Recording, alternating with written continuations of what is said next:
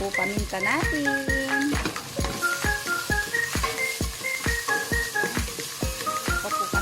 Ito po yung asin.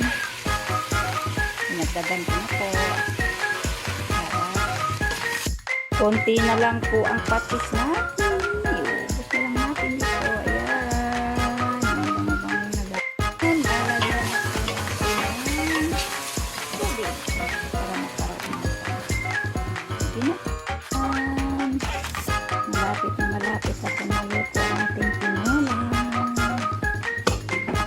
And paluto na po ang ating tinola. Paluto na po tayo. Ready to serve. Kain po tayo.